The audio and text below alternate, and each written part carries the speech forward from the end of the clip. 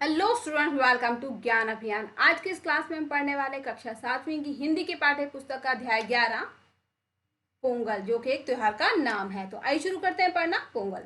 भारत एक कृषि प्रधान देश है, यानी कि यहाँ पे बहुत ज्यादा कृषि होती है। जैसा कि इस पिक्चर में दिख रहा है, यहाँ पे लोग खेती बाड़ी ये कर रहे हैं, कृषि कर रहे हैं ना। अपने जो फसलें हैं अनाज से खेतों से घर ले जाने के जो बांध रहे हैं, ये महिला लेके जा रही है ना। बच्चे जो खुशी से यहाँ पे घूम रहे हैं। भारतीय किसान का जीवन प्रकृति से जुड़ा रहता है। वह प्रकृति के साथ ही हंसता है, रोता है, नाचता गाता है। बुआई, सिंचाई, निराई आदि खेती बाड़ी के सारे काम वह मौसम के अनुसार करता है। जब चारों तरफ हरियाली छा जाती है, वृक्ष लताएं फूलों से लद जाती हैं, तब मानव भी गुनगुनाने लगता है। जब खेत खलिहान अनाज से भर जाते हैं, तब उनके पांव थिरक उठ वह उत्सव मनाने के लिए मचल उठता है। त्योहारों का जन्म यहीं से होता है। क्या कहा लेकिन कि जो हमारा देश है भारत है, वो कृषि प्रधान है। यहाँ पे खेती बाड़ी बहुत ज्यादा होती है। जो किसान लोग हैं उनका जो पूरा साथ है किसका, खेती बाड़ी से है। तो किसान लोग अपने खेती बाड़ी के साथ साथ उनका रोना जुना, हंसना खेलना सब कुछ अपनी खेती से ही जुड़ा हुआ होता है। जब खेती करते हैं, पेड़ों के अंदर बहुत से फूल भर जाते हैं, एकदम पेड़ जो खुशबू से फूलों कुछ महकने लगते हैं। उनका जो खेत है वो अनाज से भर जाता है ना। खेतों में जिस तरह से खेतों के पौधे, फसलों के पौधे लहराते हैं, वैसे ही किसान भी जो है नाचना गाना शुरू कर देता है, खुशियां मनाता है अपने खेती को देख, अपने फसलों को देखकर। और यहीं से हमारे जो है त्योहारों का जन्म होता है। पोंगल नई फसल का त्योहार है। यह संक्रांति के दिन मनाया जाता है। तमिलनाडु का यह प्रमुख त्योहार है। यह जनवरी में मनाया जाता है। पोंगल में खेतों से सुनहरे रंग का नया धान कटकर किसान के घर आता है। गन्ने के खेत की फसल तैयार होती है। बगीचे में हल्दी का पौधा लहरा उठता है। इन्हें देखकर किसान का मन नाच उठता है।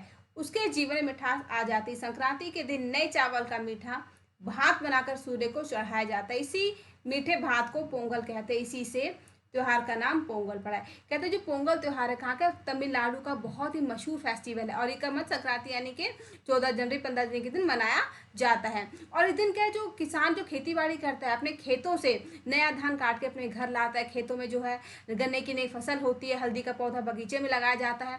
और उनकी जो पौधों की जो लहराहट है, जो उनका खेतों में जो फसल है, उसको देख देकर किसान बहुत ही खुश हो जाता है। सो जीवन में एक नई खुशी आ जाती है। और इस दिन वो लोग क्या करते हैं कि नए चावल, जो नई खेती की उसमें से नया चावल जो निकलता है उसका मीठा भात बनाते हैं, कि मीठा चावल बनाते हैं। और इसी चावल को वो लोग सूर्य भगवान को चढ़ाते हैं, भोग लगाते हैं। और इसी मीठे चावल को, भात को पोंगल कहते हैं। और इसी कारण जिस त्योहार का नाम भी पोंगल पड़ा है। तमिलनाडु में पोंगल त्योहार पौष मास के आरंभ के 4 दिनों तक मनाया जाता है। पोंगल के पहले दिन लोग भोगी का त्योहार मनाते हैं। पूरे घर की सफाई की जाती है, इससे पर्यावरण स्वच्छ हो जाता है। भोगी के दिन शाम को बच्चे ढोल और बाजे बजाकर खुशियां मनाते हैं। जो त्योहार जो है 4 दिन तक मनाते हैं।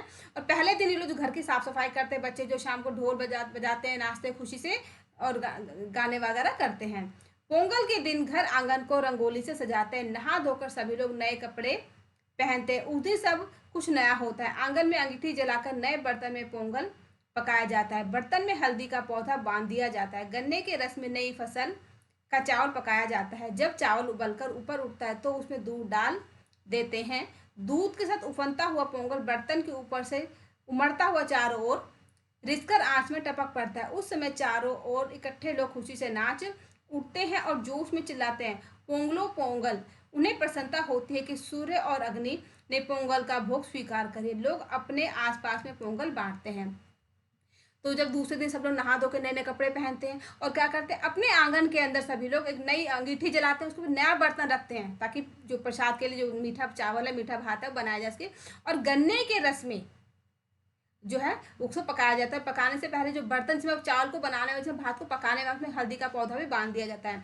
उसमें जब गन्ने का उबलता है उसमें चावल डालते हैं। और डालने के बाद जो उबलने लगता है उसमें दूध भी डाल जाता है। और दूध डालने के बाद जब सारा जो उबलने के बाद जो सारा उसमें दूध है, गन्ने का रस है, चावल उबलता है। और उबलने की जब बहुत ज़्यादा उबलता है तो क्या होता है, बर्तन से बाहर आ जाता है। और बाहर आने के चूल्हे के ऊपर वो गिरता है। तो लोग ये मानते हैं कि जो सूर्य देवता है और जो अग्नि देवता है, उसने पोंगल का भोग जो प्रसाद है उसको स्वीकार कर लिया, क्योंकि वो अग्नि में अपने आप गिर गया है। और फिर जो उन्होंने मीठा भात बनाया था अपने आस पड़ोस में भी उसको बांटते हैं वो। उसके बाद मित्र और सगे संबंधी सब मिलकर बढ़िया भोजन करते हैं। पोंगल के दिन हर तमिल भाषी, चाहे वह भारत के किसी कोने में रहे, तो अपने घर पहुंचने की कोशिश करता है। विवाहित लड़कियां पोंगल मनाने अपने मायके आती हैं। जो लोग भारत में चाहे कहीं भी रह रहे उसको लगता है कि नहीं त्योहार का दिन है, क्यों ना अपने घर में मनाया जाए। वो कोशिश करते हैं अपने हर काम धाम से छुट्टी लेकर वहाँ से अपने घर पहुँचने की, ताकि त्योहार जो अपने परिवार के साथ आराम से मना सके। और जो विवाहित लड़कियाँ होती है वो लोग उसको त्योहार मनाने के लिए अपने मायके आते हैं, उन्हें मायके आने की भी खुशी होती है त्योहार के साथ साथ। तीसरे दिन पट्टू पोंगल मनाया जाता है। तमिल भाषा में मांडू गाय बैलों को कहते हैं। मांडू का अर्थ धन भी है। पुराने समय में गाय बैल ही हमारी संपत्ति थे। ये जो है खेती बाड़ी का जो अनाज था उसे किसान अपने घर लेकर जा रहा है। गाय की पूजा हुई है, गाय के गले में माला है। ये देखिए घरों में जो रंगोली बनाई जाती है ना, बड़ी सुंदर सुंदर सब रंगोली बनाते हैं मिलकर। माटू पोंगल के दिन गाय बैलों को अच्छी तरह नहलाया जाता है। लोग उनके सींगों को रंगते हैं और उन्हें रंगीन कपड़ों से सजाते हैं। लोग उनके गले में फूल मालाएं पहनाते हैं और उन्हें गुड़ और अच्छी अच्छी चीजें खिलाते हैं। शाम को मैदान में बैलों को दौड़ाया जाता है। या तीसरे दिन क्या करते हैं, गाय बैल, क्योंकि गाय बैल है तब तो खेती बाड़ी हो रही, उनसे हल चलता है, उन्हीं से उनके ऊपर ही हम जो गाड़ी उनके साथ से गाड़ी बना के जो अपने अनाज को खेतों से घर लाते हैं, घर से कहीं और ले जाते हैं। तो जो गाय भैंस है उनकी पूजा बहुत ही अच्छे तरीके से करते हैं। तो गाय भैंस को नहलाते हैं, गाय बैलों को नहला देते हैं, उनके सींगों को रंगीन बना देते हैं, रंग लगा देते हैं और सुंदर कपड़ों से उनको ढक देते हैं। फूल मालाओं से उनकी पूजा भी करते हैं, उन्हें गुड़ खिलाते हैं और फिर शाम के समय बैलों की दौड़ भी होती है। चौथे दिन कानुम पोंगल होता है। खाना बांधकर पूरा परिवार घर से बाहर निकल पड़ता है। जगह जगह मेले लगते हैं, लोग मेलों में घूमते हैं या आसपास के स्थान देखने के लिए चल पड़ते हैं। इस तरह चारों दिन लोग अपने दैनंदिन कामों से छुट्टी लेकर इस त्योहार का आनंद लेते हैं। खेती से संबंधित यह त्योहार पूरे भारत में किसी न किसी रूप में मनाया जाता है। गुजरात से लेकर बंगाल तक लोग इसे संक्रांति के नाम से जानते हैं। उत्तर भारत में संक्रांति पर स्नान का महत्व है। गंगा, यमुना, नर्मदा, शिप्रा आदि नदियों में लोग स्नान करते हैं। चावल और मूंग की दाल की खिचड़ी बनाकर खाते खिलाते हैं। महाराष्ट्र में यह तिल गुड़ का त्योहार है। तिल स्नेह का प्रतीक है और गुड़ मिठास का। लोग एक दूसरे को तिल गुड़ देकर कहते हैं, तिल गुड़ गया गुड़ बोला, अर्थात तिल और गुड़ खाओ मीठा बोलो। तो जो पोंगल का त्योहार है सिर्फ तमिलनाडु में नहीं पूरे देश के अंदर मनाया जाता है। फर्क इतना है कि सभी लोग तो अलग अलग नामों से जानते हैं। कुछ लोग इसे पोंगल कहते हैं जो तमिलनाडु के साइड के लोग हैं, और कुछ लोग इसे संक्रांति के नाम से भी जानते हैं। ये त्योहार हर जगह पर मनाया जाता है। इस दिन लोग जो है गंगा में स्नान करते हैं, माना है लोगों भाई नदी में स्नान करते हैं, और स्नान करने के बाद संक्रांति के दिन खिचड़ी लगभग सभी घरों में बनती है। महाराष्ट्र में किसी तिल और गुड़ का त्योहार मानते हैं, क्योंकि जो तिल है वो प्यार का, स्नेह का प्रतीक, और गुड़ जो है मिठास का, मीठेपन का प्रतीक है। तो लोग उस दिन क्या करते हैं, महाराष्ट्र में तिल और गुड़ बांटते हैं और सभी से मीठा बोलने के लिए कहते हैं।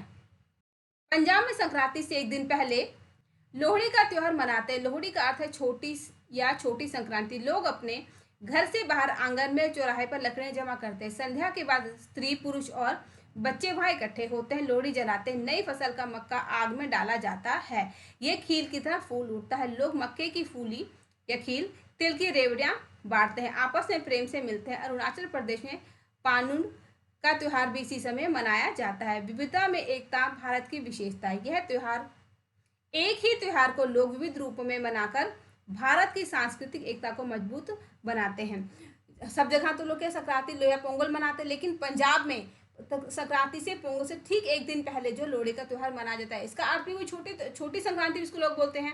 लेकिन इस दिन क्या करते हैं वो लोग अपने घरों में आंगन में या फिर अपने चौराहे पर बहुत सी लकड़ियों को जमा करते हैं और शाम के समय पूजा करते हैं, कुछ आग जलाते हैं वहाँ पर, और जो नया मक्का की फसल होती है, मक्के की नई फसल को उसमें डाल के उसको वो लोग भूनते हैं, और जो मक्का होता है वो बिल्कुल खील के फूल जाता है ना, और उस दिन क्या वो लोग खील, तिल की रेवड़ियां वगैरह बांटते हैं, आपस में तो प्यार से प्रसाद की तरह से को बांटते हैं। वहाँ पे नाचना गाना वगैरह भी सब कुछ करते हैं। तो हमारे देश भारत की खासियत है कि हमारे विविधता में एकता, यानी कि यहाँ पे हर तरीके के लोग हैं, फिर भी उनके अंदर एकता है। सभी लोग चाहे वो किसी भी प्रदेश का रहे, किसी भी भाषा का हो, लेकिन फिर भी सभी लोग त्योहार को किसी न किसी रूप में मनाते हैं।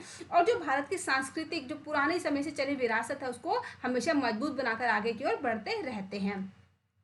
तो ये जो अध्याय हमने पढ़ा पोंगल के बारे में, लोहड़ी के बारे में, बहुत ही अच्छा अध्याय था। इसमें पता चलता है कि हमारे भारत के अंदर जो पोंगल त्योहार है, जो संक्रांति त्योहार है, हम हर प्रदेश में किसी न किसी रूप में मनाया ही जाता है और एक ही दिन मनाया जाता है। तो इस अध्याय को पढ़ के हमें बहुत अच्छा लगा, बहुत खुशी मिली। मुझे उम्मीद है कि इस अध्याय से हमें जानकारी मिली, आप अपने जीवन में कभी भी नहीं खोएंगे। तो देखते रहिए आपका अपना ज्ञान अभियान। मिलते हैं अपने दूसरे वीडियो में।